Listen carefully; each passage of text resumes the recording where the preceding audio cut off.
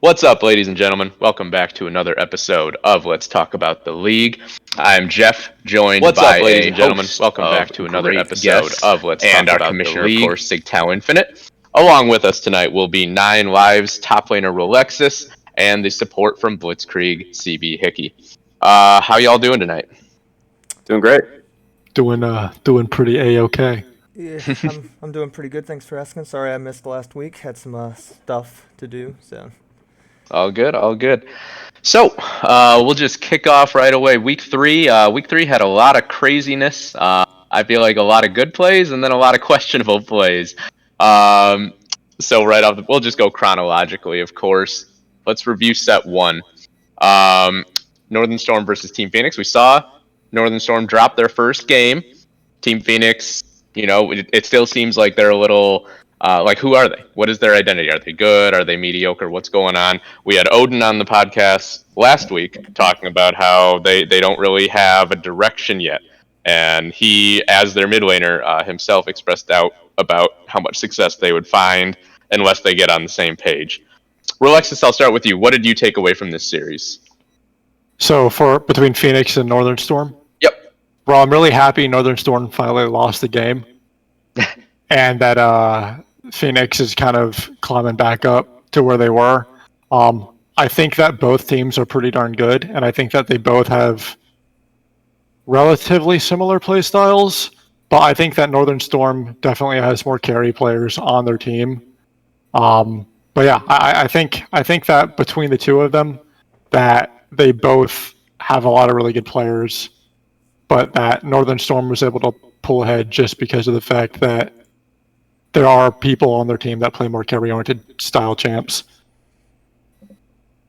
Hickey, do you have any particular thoughts about this one? I was a little upset that Phoenix didn't get the 2-0, but other than that, it was a good series. Nothing really too much to add on top of that. Really, that's kind of summed it all up. Okay. What about you, Jareth? Anything? oh yeah, y'all are too passive. So let the commissioner go ahead and throw some Drop the flame. All right. So first off, Northern Storm game one. It was a fun 4v5 to watch. I don't know what happened with Token. He normally performs really, really well, but he did not play that game. He just sat in jungle and let Phoenix destroy his team. I'm pretty sure, correct me if I'm wrong, they didn't get a single objective that game. And they didn't even fight for most of That sounds them. right. Yeah. Yeah, So- I don't believe they did. It was painful for me to watch. You could tell that it definitely rubbed them the wrong way because game two, they kind of went back to their old style. And Token actually, performed. So, they ended up pulling a win. But even that game was very close.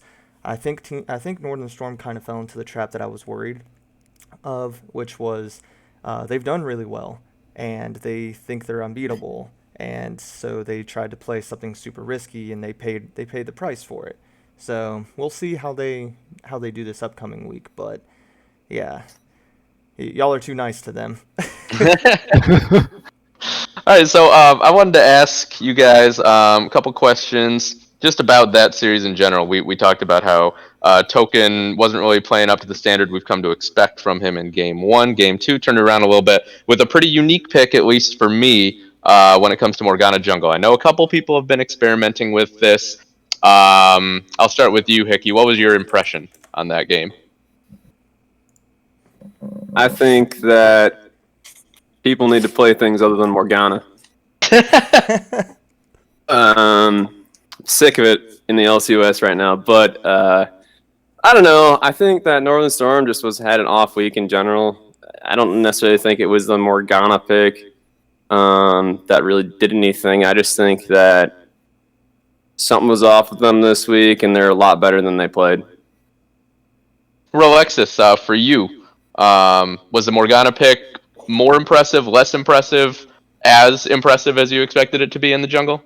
Definitely less impressive than when Prowler played it in the gym class feeders. That was pretty disgusting when he picked it. He took over the game. But as far as this recent series, I don't know. I think Morgana jungle's a pretty niche pick, and I don't think it really aligns with what Token wants to do when he plays the game. So I kind of say no to that pick personally. I think if you're putting Token on anything that doesn't just want to throw himself at the enemy laners, then you're making a mistake. All right. Now I want to move on to this next question, which we saw a ton of steals in this series. Lonzy Tardis had 2 big ones in game 1. I believe Token got him back with at least 2 in game 2. Do you guys think, and I'll start with you, Jareth, do you think that teams need to start getting better at not allowing enemy junglers to get chances at 50-50s? You know, like if you have a 5v3 on the map and you know the enemy jungler is alive, do teams need to put more time into figuring out, like, how do we keep him out of the pit, things like that?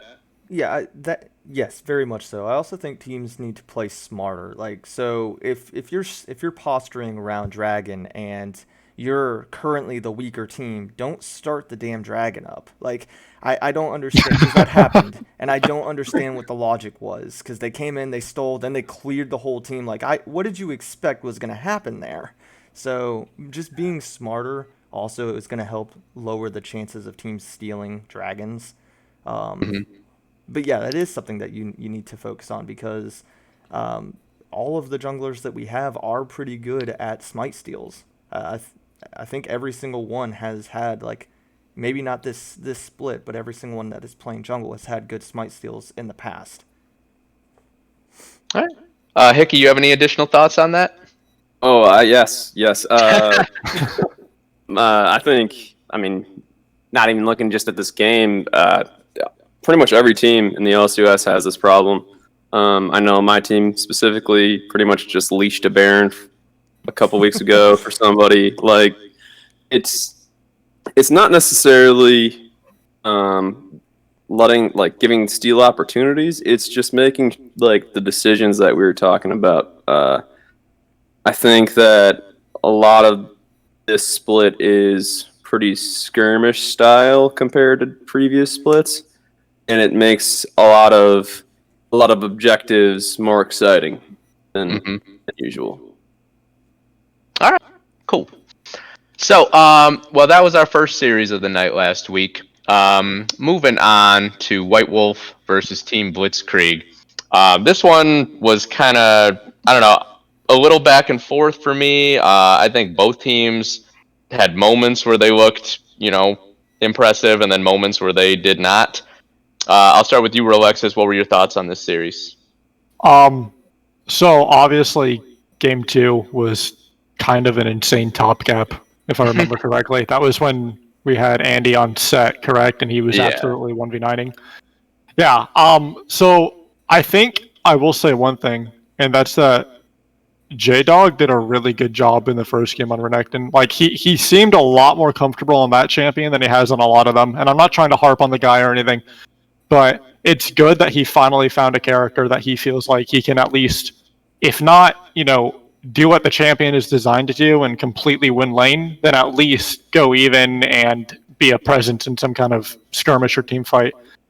But I don't really know what happened game 2, because it felt like all of what the good things I just said were taken and thrown out the window, and he just kind of got cocky maybe, because he did sort of win lane early on in game 1, and then it evened out, and maybe he thought he could do that again game 2 without as much effort. And I think that the jungle pressure that the White Wolf put top kind of nullified that and took advantage of J-Dog's mentality that game, and that just snowballed it out of control. All right, Jareth, anything to add? Kinda, but I'm actually gonna wait. There's a question at the very end that we're gonna talk about. Okay. That I think truly matters as to how I feel about how these games went. So I'll kind of reference back to this at the very end. Sure, sounds good.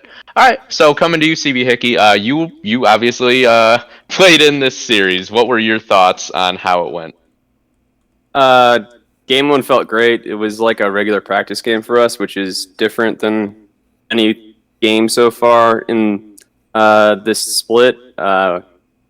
We've not been playing up to our potential so far, but game 2 Not what J-Dog played fantastic game one. I'll give him that, but it wasn't him in game two that threw it all. Our entire team, I think we came into the draft too cocky. We drafted weird. We everyone just entered to the set in that bottom lane fight. Like it wasn't just like something he did. It was a team mess up, and we just couldn't come back from our. I think it was like the 6-0 set or something like that. Definitely not an individual fault, a team fault, and we've identified it and we're working on it. So Cool. All right. So I just want to ask you guys a couple quick questions. We just talked about Andy's performance in Game 2, and I'll start with you, Rolexis, since you played the top lane. If you guys were playing White Wolf this week, we've seen Andy play Set a lot this split already. Is that something you would consider banning? If I didn't have the champion pool that I do have, I would ban Set, absolutely. Set was my perma ban actually in solo queue for a really long time, so yeah. But personally, no, I don't think Set is something that I would ban. But Jace, absolutely, I'm gonna be banning. I think he's a really good top laner. I think he's one of the best top laners in the league, and I think he's shown that several times. But if I didn't play the Rise and the Gangplank, things that Set can just not really interact with, then yeah, I would absolutely be banning Set. Cool. Do you have any thoughts on that particular question, Jareth? No, not really. All good, all good. Well, then I'll come to you with this next one. We've seen Blitzkrieg. They've had a lot of struggles. They haven't really hit their stride yet, at least in my opinion. What do you think their approach should be, like their go-to? Obviously, teams want to have multiple ways of approaching games, but what do you think would be their best way, their most successful way of approaching draft, prioritizing lanes, things like that? Gosh, man, it's a hard question. I've been rooting for Blitzkrieg since week one, saying that they're the team that once they get it together, they're going to be a threat. And I still stand by that statement, but at this point, I'm not really sure. Ace he's been getting his really good champs. The Anivia got through once. He gets Sereth, and normally he can absolutely do work with those champs. So, but they still haven't been able to pull a win. So I truly don't have the answer for that right now. It's I don't know. Yeah, it's a process. It's not an easy thing to figure out, that's for sure. All right. Well, we finished up with a series that made me have a headache from oxygen deprivation by the end of it. Option 12 versus 9 lives. I'll just start right away with you, Rolexis, since you were in this one. What happened? So in the notes I said, I guess I play Mordekaiser now. That was one of probably like my first 5 or 6 games of Mordekaiser, and I was really nervous actually, like unironically going against Sigtal Eternal, because I saw his champion pool of Ornn and Maokai mostly, and I was like, nothing that I play has fun against those champions. So I did a lot of talking with a couple of my friends, and they're like, dude, just play Mordekaiser, it's free. And I guess, like I said, I guess I play Mordekaiser now. I think Game 2 was kind of hard top gap, not to blow my own horn or anything, but I think that Game 1, our bot lane kind of absolutely took over the game. Wally's Ezreal, that game was pretty disgusting, and Icy also popped off. I mean, like I said, the whole team did really well Game 1, but I think Option 12 did play really well, though. I'm not saying that was completely one-sided. Definitely not Game 2. It was not one-sided at all. For sure. All right. Hickey, anything, Ed? Nah, he was right. Bot carry, then top carry. Manline's got the 2-0. I'm really excited to play them, actually, in Week 5, so it'll be a fun one. Nice. All right. What were your thoughts, Jareth? I actually didn't watch these games. No offense, guys. I am going to go back and watch them, but I had a 12-hour drive coming up, and I already only had 6 hours to get for sleep before that. But I do want to point out a trend that I'm nervous for option 12. They started off very strong. They had great team synergy and did very well. Then they kind of fell off a little bit, went 1-1 one week. Now they've gone 0-2 on this past week. What's going on, guys? I don't know what's happening. I don't know if maybe you're just having a slump or what the issue is, but I'm not liking the trend, the downward trend. Yeah, yeah. I mean, I was one of the people who maybe underrated them in preseason, at least compared to many other people. And then I picked Blitzkrieg to 2-0 them and was wrong about that. Then I picked them to get a 2-0 last week, was wrong about that, and then I was wrong again this week. So I'm 0 for 3 when it comes to predicting option 12 at this point. If I can actually say something about that as Yeah, far go as ahead. option 12. So I think it's really unfair if anyone is counting out option 12, because I actually think they're one of the better teams in the league 100%. I think they have one thing that they really need to figure out, and that's who is their carry going to be. And if it's going to be Prowler, I think Prowler has to have a couple different champion picks. I don't think that drafting a team comp solely around a Nocturne one-shotting someone is going to be the move if they're going to want to start kind of picking this jungle hyper carry. Because, I mean, yeah, as far as the play styles of their players, I feel like Prowler is definitely the most carry-oriented player on their team. I would really love to see Greg, kind of Gregosaurus Rex, kind of pick up a couple of carry champs, because I think that if both of those players can get put on carries, that option 12 is actually going to really shine in the split. Yeah, sounds good. Now going off of that, because you were talking about who is their carry, but I think sometimes it's best if a team has multiple lanes that it can play through, multiple positions, even if you want to include jungle. And that's something I noticed that CB Hickey touched on earlier with 9 Lives, is we had General Wally just going off on that Ezreal in game 1. Then obviously Rolexis, your Mordekaiser, was pretty dominant in game 2. I'm going to ask you this, Hickey, as an objective observer, since obviously Rolexis might have a little reason to be biased. Do you think that No 9 reason. Lives... Do you think that 9 Lives is the team in the league with the best ability to carry through multiple positions?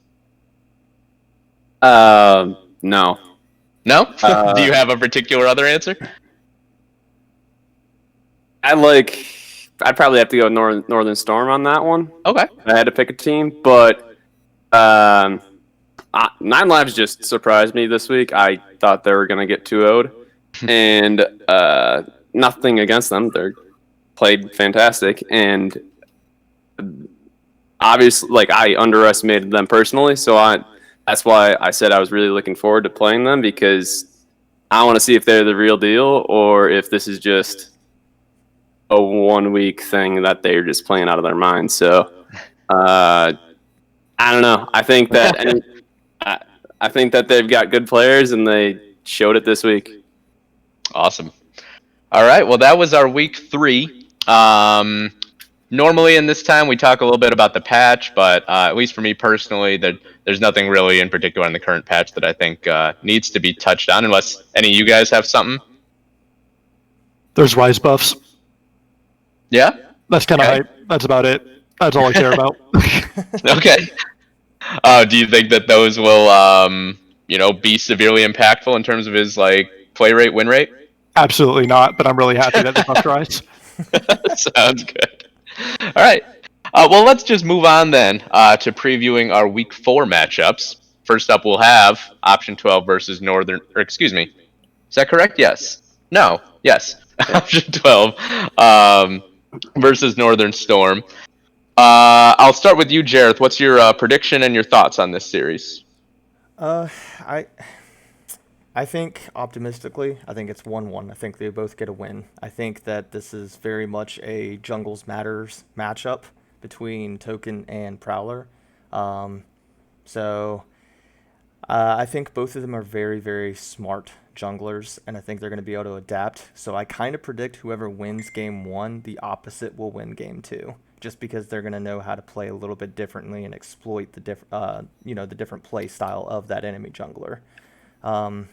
Unless Token decides to play Shin jungle again and then it's 2-0 option 12. Absolutely no question, no chance.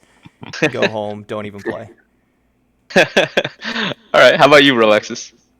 Well, at this point, we have played against both of these teams, and I will say that option 12 is not as aggressive as Northern Storm is, and I think that if they can kind of like weather the assault of Token running at people, then they should be able to at least take a game, maybe two off of Northern Storm. But if Northern Storm is able to just snowball a lead, I don't think option 12 has much of a chance.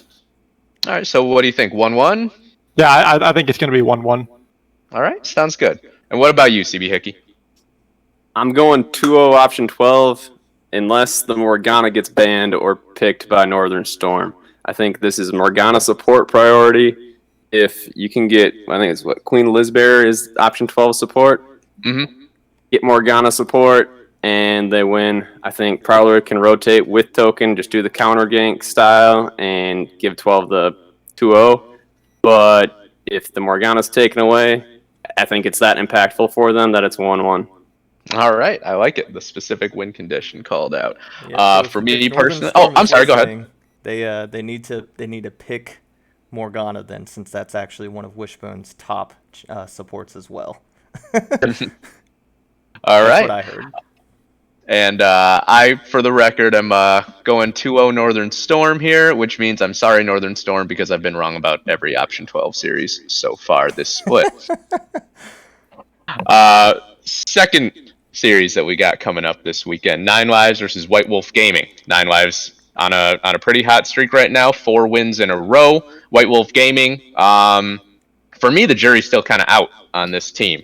I'll start this time with UCB Hickey. What do you think about this series? I think I've got 9 lives 2-0.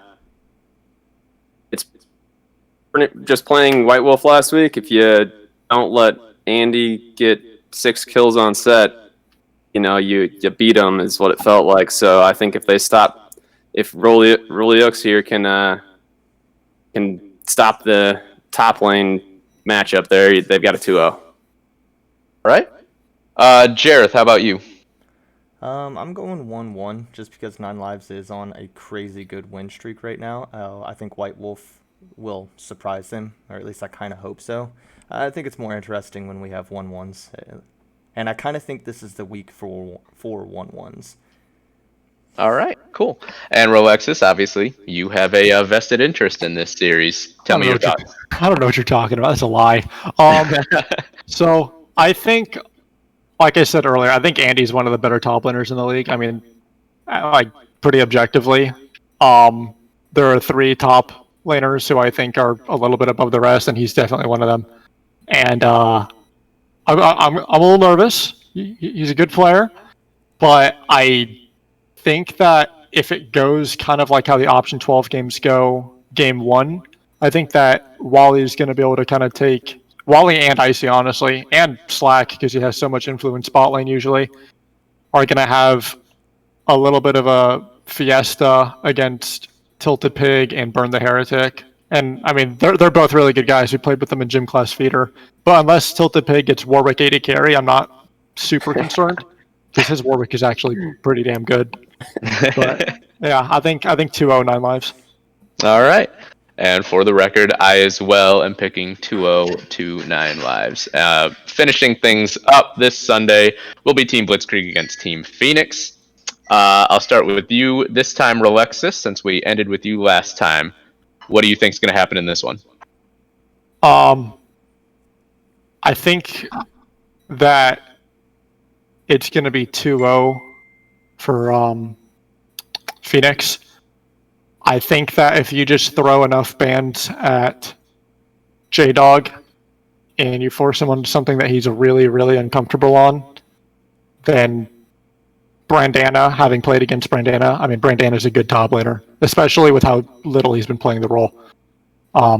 I just don't think J-Dog has much of a chance against Brandana. No flame. That's my opinion on how the lane's going to go, and I think that Brandana's a good enough player to 1v9 the game with a substantial lead. All right. I'll come to you next, Jareth. I've got this one as a 1-1 as well.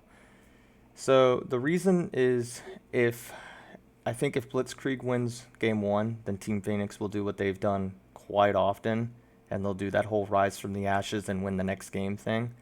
And I think the opposite is kind of the same. If Phoenix wins game one, I think Blitzkrieg might be able to pull it together. I kind of agree though that if they hyper ban J-Dog, there's a chance. But I do want to point out something, and that's the fact that last week they didn't play with their top laner. Mm-hmm. And not only did they not play with their top laner, but some questionable things were said about the situation. So I don't know how that team is doing internally, so that could definitely play a factor as well. All right. And CB Hickey, I always like to end with the person who's actually in the series. What's going to happen? I've got to go with 2-0 for Blitz. We're going to pull it off. We have, kind of know the pressure's on for us if we want to make playoffs. It's kind of do or die at this point. So we're kind of, I think the problem that we had game 2 this week of being overconfident, I don't think that's going to happen. We have few advantages, I think, and if people are worried about Brandana, I've played on his team a few times in previous splits. I think that we can minimize his importance and hopefully get statement win of our first 2-0. All right, that'd be fun to see. Really want to see those playoff standings bunched up as we move through the season. For the record, I am going with the 1-1. So that wraps up our predictions for this week. I have a couple questions that I want to pose to you guys, though, before we wrap things up tonight. This was a question that was brought up way back in week 1 that I think personally was just asked too early when we had very little material to go off of. But I want to bring it back up now. And I'll start with you, Jareth. Are there 2 players in the LCUS, could be any combo, could be top jungle, jungle mid, jungle support, support AD carry, whatever, that you feel have just next level synergy compared to, most of the competition? I feel bad because looking at the notes, I know 2 of us have the same answer. That's fine. But I do think it's WD Fan and Wishbone. They've consistently played very well together. They react to one another's plays. As soon as one goes in, the other does immediately after. There's not a whole lot of miscommunication. So I would have to pick those 2, I think. Okay. And I see that CB Hickey looks like you had the same idea here. Yeah, they're just really consistent in that bottom lane, and it's when we played against them, personally I thought it was just kind of annoying. Really wanted to kill them. No, they're a really good team. It felt like they got lots of practice games in, and it was frustrating. All right, Rolexis. If it's WD Fan and Wishbone, just pivot for me right here. Come up with something else. Who comes to mind for you? Yo, I'm vibing. I'm going to be real. I have absolutely no idea how to answer this question.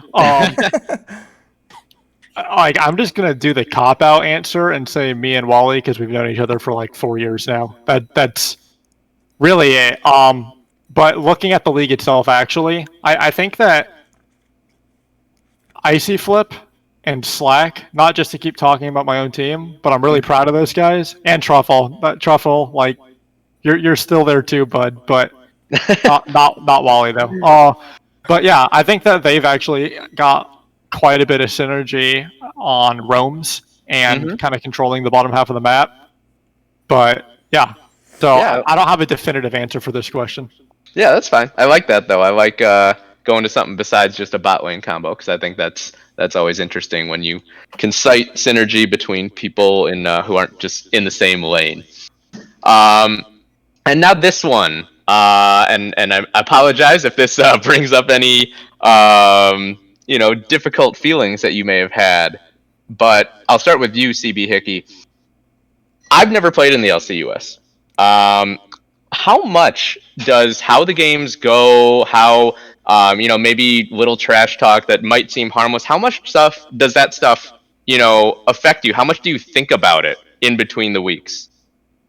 So the trash talk doesn't really matter. That's all fun and games. But the how the games go, personally, really, really affects me. I know week 1, I personally felt like I inted and pretty much lost the game, or the games for my team. And I was just pissed off that entire week. Just wanted to do anything I could do better. And honestly, I didn't really feel better until we got that first win this week. And this is like finally the first week that I actually kind of relaxed a little bit and was like, finally we got a win. Man, it really has just been affecting us as a team. I think that's part of the reason that we just couldn't pull out a win is just we just got frustrated at why couldn't it happen? Sure. Yeah, all right. How about you, Rolexis? Is it something, on Monday, Tuesday, do you still think about what happened on Sunday night? Well, after drinking wine and crying in my bathtub after the first week, I can say that, I don't know. I mean, at the end of the day, it is just a game, but it definitely does kind of, rub you the wrong way if you lose really, really early. But, I try to not let it impact me way, way too much, but yeah, I care. I think everyone on our team cares a lot, so. Sure. Cool. And Jareth, I know you've played in the past. You have anything to add on this subject? Yeah, so this is actually the question I referenced earlier, coming back to one of the previous things. I think it matters a lot. I think that as far as like the trash talking, I agree for the most part. People, they brush that off to a certain extent. But I do think that when you consistently lose, it follows you the entire time, and then it compounds. It just gets worse and worse as the weeks go. And I think it's even worse for two types of players. Either the lower elo player on the team, who every time, your team loses, you think, well, if only I weren't here, they'd probably be winning. Or a lot of the times it's actually the high elo player who isn't performing up to their standard, and it's like, you're supposed to be the carry. So the reason I said that this question kind of relates to how I felt about the games last week was the Blitzkrieg games. J-Dog and specifically performed really, really well game 1, but he's also been the person that we've kind of, I don't want to say flamed is the right word, but we've definitely had a spotlight on him, and I think that that's probably played a huge factor on his performance. So I think things like that are tough, and as a community, we should be aware of that. We should realize, hey, this is all for fun, but you're investing time. You're investing a lot of your time for this. And if you're consistently losing, if you're consistently having to deal with people flaming you, then yeah, it's not going to be fun, and you're not going to perform better 99% of the time. So. All right. And I'll just pose this one to all three of you. Whoever wants to answer first can just shout out just as a follow-up to that last one. Do you have any particular, coping methods or anything, things that you do, things to distract yourself, maybe when the games didn't go well? Delete League.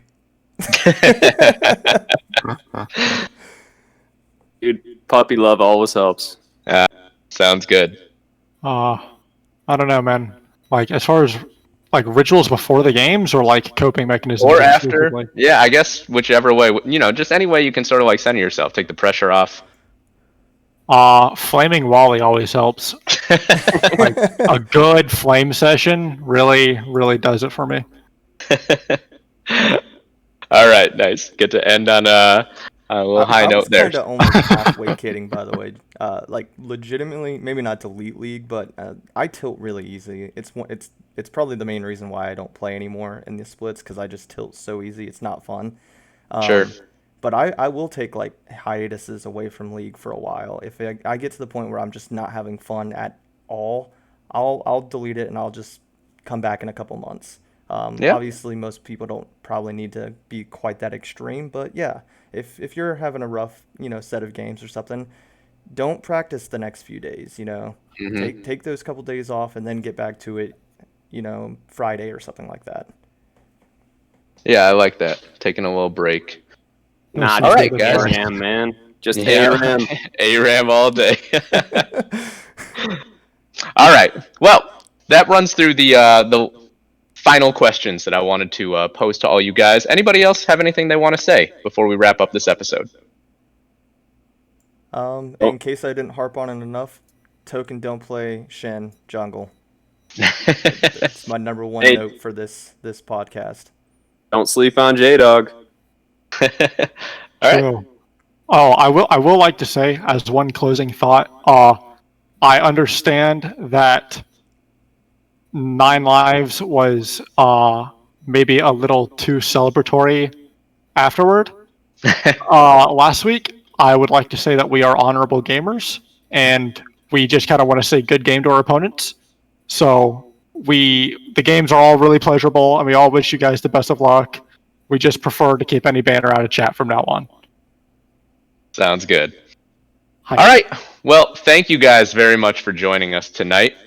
This has been episode 4 of Let's Talk About the League. Don't forget to tune in for the Week 4 matchups this weekend. We'll be starting at 5:30 on Sunday as usual. Make sure you check it out. Sounds good. Have a good night, everyone. Hi.